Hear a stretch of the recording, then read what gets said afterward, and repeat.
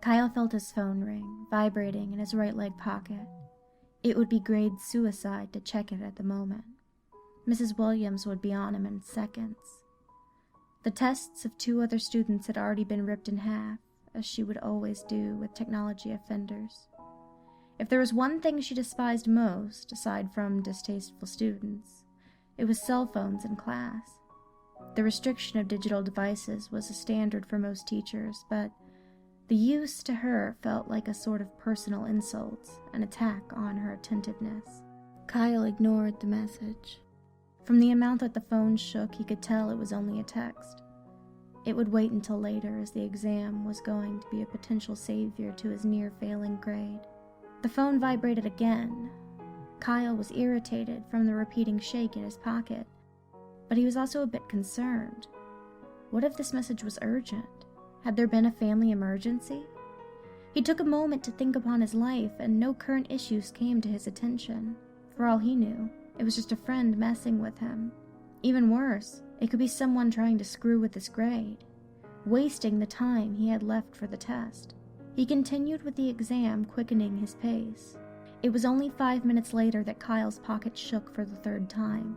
The feeling of the message repeated in bursts, destroying all concentration he was able to build back up.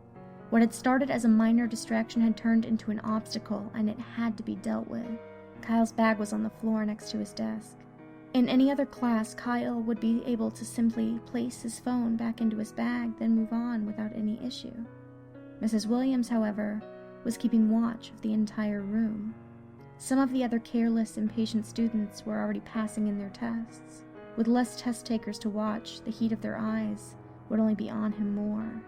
In a moment of desperation, Kyle requested a trip to the bathroom. A brief moment out of the room would allow him to discard his phone in his locker. Mrs. Williams refused him, but would be okay with it once his test was completed. Kyle felt a feeling of defeat as he looked at the clock. There was only 15 minutes left in this period. His test was nearing the end, with more than a third of it done. He had guessed on a few previous answers, but figured a completed test with guesses was better than one left unfinished. His pencil slashed at the answer sheet as the phone continued to vibrate freely. The test hardly meant much to him in the moment. The stress of the situation was driving him to complete insanity. The vibrations began to become almost continuous. He felt his left leg begin to sweat from the tension. Every question that wasn't a blatant no-brainer had become a matter of luck. Mrs. Williams gave him a look of confusion as she saw Kyle's abrupt increase in writing speed. "It's not a race, Kyle. Calm yourself, or I'll have the impression that you're cheating," she said with a stern tone. Kyle nodded his head to acknowledge the command, but he only continued his rush in a more swift and organized manner. His face, perhaps entire body, was beginning to sweat. The vibrating in his leg had reached the point of severe irritation, accompanied with slight pain. He was hoping that the phone would fall out of his pocket at some point, but with 5 minutes left, he kept his hands at work. At last, Kyle's exam was completed. The final filled-in answers were scribbles, and maybe lost points for their quality. Kyle didn't care. As he walked towards the door, the moment his test was handed in, Mrs. Williams may have asked him to take a pass, but this went unheard of to him because of his urgency to move. Even though the trip to the bathroom was to look at the phone, his nervousness had also presented a frantic urge to use the restroom. After rushing, Kyle arrived in the bathroom and thrusted his hand into his shorts pocket. He felt no phone, or any object at all. He was surprised, of course. What followed was a disturbed confusion, but explanations then formed in his mind. The phone could have fallen out of his pocket as he got up, with the vibrations moving it to the edge of the opening.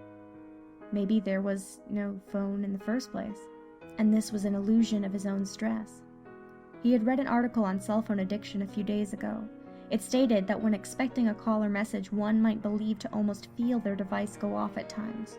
Kyle relaxed and then realized that he still needed to relieve himself. He walked to the urinal thinking about how he would have at least an interesting story to tell. As he was unzipping his shorts, he felt his pocket vibrate. Stunned, he carefully lifted the leg of his shorts. On his thigh was a blackened patch of skin bulging forward like a bump. The area was large and convulsing with movement.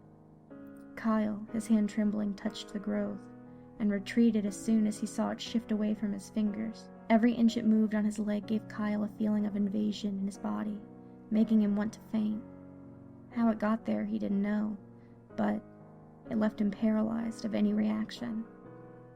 The growth continued to vibrate like a phone as it began to move up towards Kyle's torso.